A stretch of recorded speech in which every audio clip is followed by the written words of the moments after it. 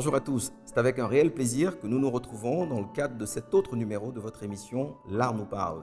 L'Art nous parle entièrement consacré à la compétition Mon super talent artistique. Aujourd'hui s'achève la première série des cas pratiques sur le thème Cannes Côte d'Ivoire 2023, quel souvenir, avec le candidat numéro 5, Mimi Wilfried. Bonjour, alors à l'état civil, je suis Mimi Brignon Wilfried, artiste plasticien ivoirien.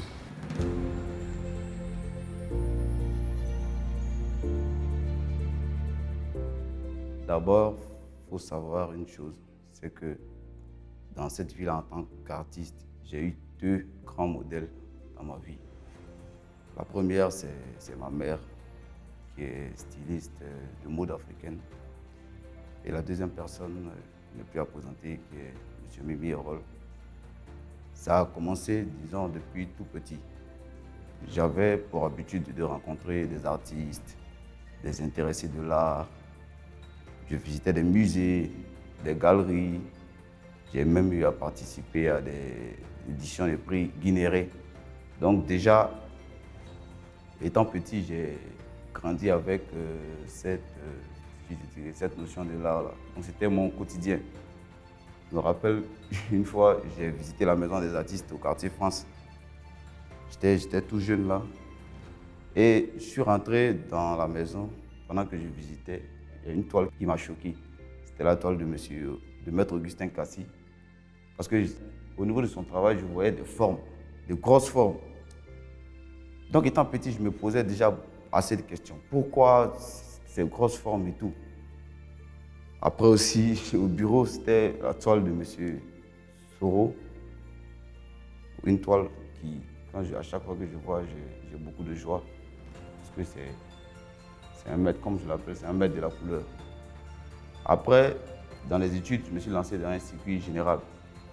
Après l'obtention du bac en 2016, j'ai été orienté dans une filière qui est la communication RH-Com, ressources humaines et communication.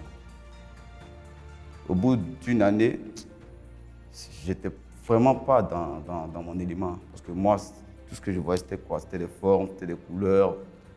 C'était l'art, parce que c'est avec ça que j'ai grandi. Donc, j'étais vraiment pas dans mon élément. L'année qui a suivi, j'ai passé le concours d'entrée à l'INSAC, aux Beaux-Arts. Et j'ai été sélectionné. Là encore, ça n'a vraiment pas été facile parce que tout début est vraiment, vraiment difficile. Mais quand on est dans quelque chose, quand on a ça en soi, c'est juste une question de volonté. Donc j'ai poussé et c'est ce qui a permis que je sois là aujourd'hui. La Cannes 2023, c'est la Cannes de l'hospitalité. Et quand on parle d'hospitalité, je dirais que la Côte d'Ivoire, aux yeux du monde, a vraiment montré sa force en termes d'union, en termes de solidarité. Mais ce que je retiens, c'est que ça a été une Cannes qui nous a laissé beaucoup de souvenirs et aussi beaucoup de leçons. Niveau souvenirs, il y a eu tellement d'émotions, de la joie, de la colère, de la déception, et j'en passe. Mais au niveau de la leçon, ce que j'ai retenu en tant qu'Ivoirien et en tant que supporter, c'est la persévérance. C'est-à-dire, peu importe ce qui se passe, peu importe ce qui peut arriver, faut jamais en fait se décourager. Jusqu'à la dernière minute, il y a toujours en fait un soupçon d'espoir. Je pratique une peinture qui associe le mouvement réaliste et du street art, qui est l'art de la rue. Voilà, c'est cette combinaison de mouvements-là que j'introduis dans mon travail.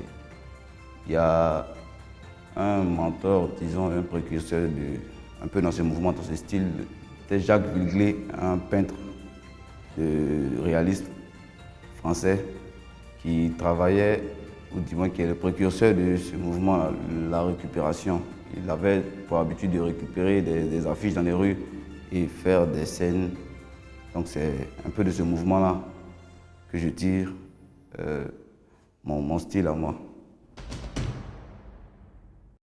Je me prénomme Seka Dessi Cédric. Je suis ici pour soutenir l'artiste Mimi Brignon Wilfried. Je suis né dans une famille qui a adopté l'art comme une seconde vie, je dirais. Donc, à la maison, c'est des encouragements, des idées, des critiques. C'est une famille qui m'encourage vraiment à me surpasser. C'est comme si je dirais, une pierre sur laquelle j'ai mon pied là. Il faut dire que ce que j'ai à dire n'est pas une histoire, mais c'est tellement une histoire qui s'écrit depuis toujours. C'était un mercredi dans l'après-midi, me semble, en cité universitaire du campus Cocody. Mon frère Julien est arrivé et me dit « Johnny, je suis arrivé avec un gars, c'est désormais notre pote. » Je me suis assis avec Mimi. Derrière, un lien très fort s'est créé entre lui et moi. J'ai assisté à tous ses débuts. C'était difficile au départ parce qu'il a fait un cursus général. Il n'arrivait pas à s'adapter. Et c'est ainsi que lui a dit « Prends ton courage à deux bras et bats-toi. » Et quand il a commencé à se battre, j'ai vu qu'il avait la détermination, de la rage. Il en voulait toujours plus. J'ai été influencé par Roméo Mbivekane, qui fait un travail de mémoire, qui travaille sur l'esclavage et la colonisation.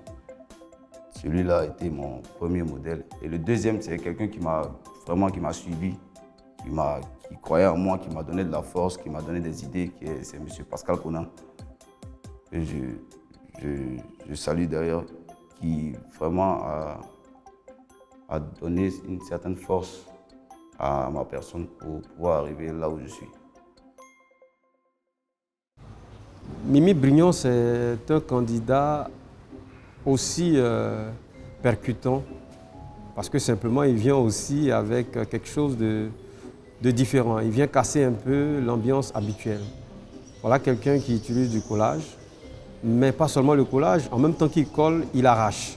Et voilà, ça donne quand même un univers assez flouté. C'est intéressant parce que lui-même, il se projette dans l'idée du souvenir, parce que pour lui, le souvenir, déjà, on n'a pas quelque chose de net. Quand on parle de souvenir, rien n'est précis, avec exactitude. On est encore en train de chercher, on est en train de flouter dans la tête la vision qu'on a eue d'une situation. Pour l'instant, à voir sa toile, on a l'impression qu'on ne retrouve pas l'espace, on ne retrouve pas la dimension dans laquelle il veut nous téléporter. Mais en tant qu'habitué de la création, je me dis, les choses vont se définir progressivement. Il pourra nous emmener dans cette sensation de souvenir qui n'est pas assez nette dans notre esprit, parce qu'il utilise par moments un peu de couleur pour réchauffer un peu l'univers grisonnant qu'il fait avec ses journaux.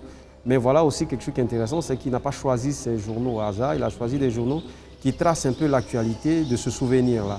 Et c'est ces éléments qu'il déchire progressivement, qu'il colle aussi, pour nous permettre de nous remémorer un peu de façon imagée, de façon écrite aussi, l'émotion qu'on a vécue pendant ce moment de Cannes 2024. Moi, je peux le qualifier comme l'intellectuel de cette compétition.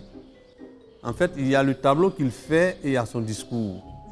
Et ce que j'apprécie, c'est qu'il ne faut pas tenir compte de l'œuvre physique seulement pour juger l'artiste. Ce qu'il dit, c'est vraiment 80% de son œuvre. Et donc, il procède par marouflage de papiers journaux, de toutes sortes de matières. Et il met des traits, il met des lignes sur sa toile. En fait, c'est un tout. Et dans ce tout-là, il faut qu'il nous présente l'essentiel pour que nous le comprenions. Mais on ne pourra le comprendre simplement en regardant la toile.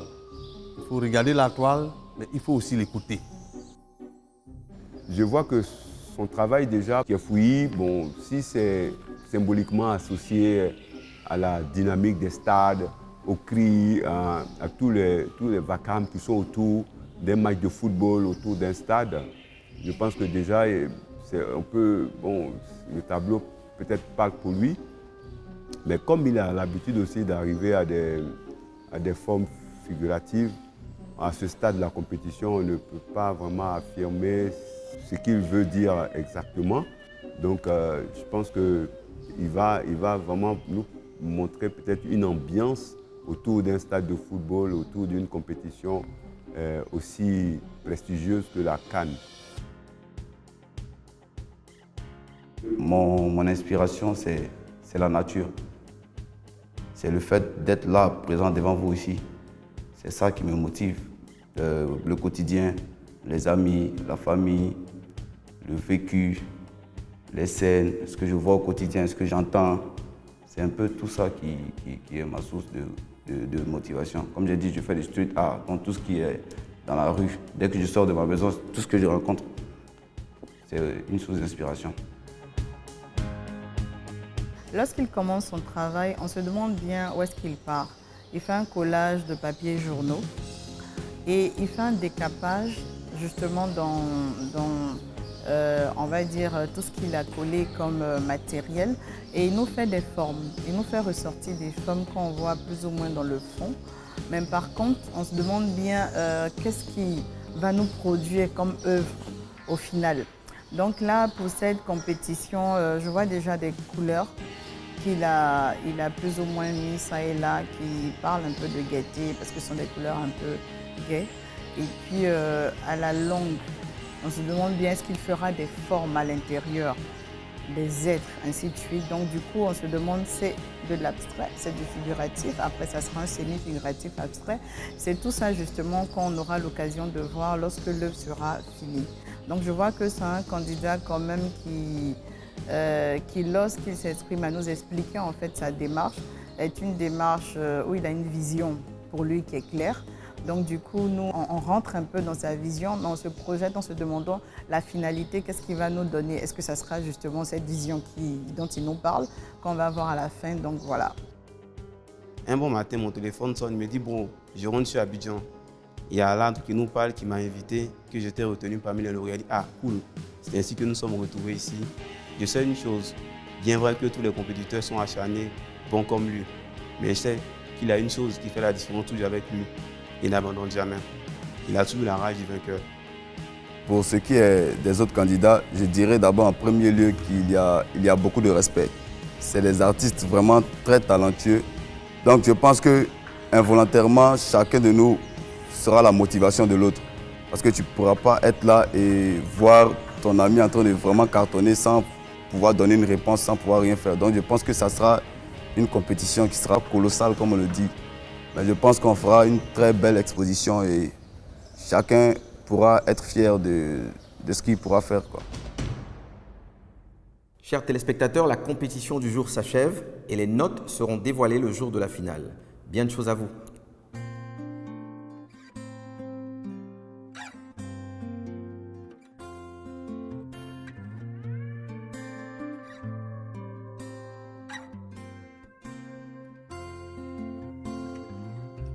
C'était hier quand Boyo jouait sur les pirogues.